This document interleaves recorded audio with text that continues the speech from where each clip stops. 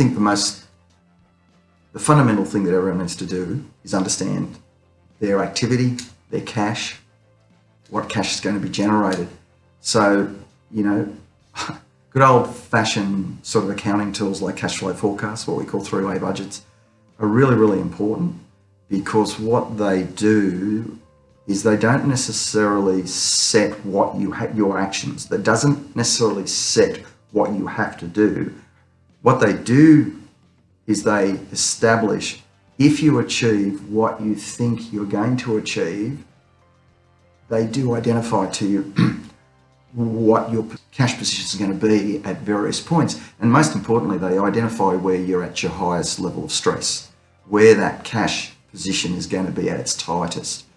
And so what that planning tool does is it allows you to run your best guess of things for the next 6 months. I wouldn't take it out too far.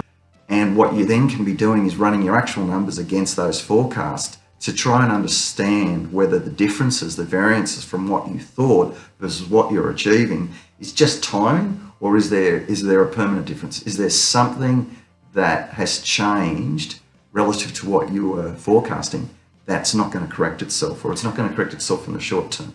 And so then what that means is you've got to take actions to say, well, what does that mean to me? If it's a positive permanent difference, that things are substantially better, more work's come through than you expected, more sales, that's a really good problem to have.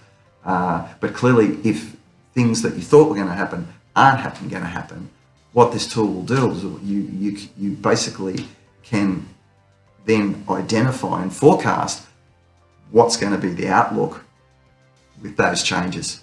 And so again, it helps you make decisions on how best to spend that dollar, whether to spend the dollar, whether to invest to build capacity, build working capital for what you think's coming, or alternatively that you've got to just pull back somewhat.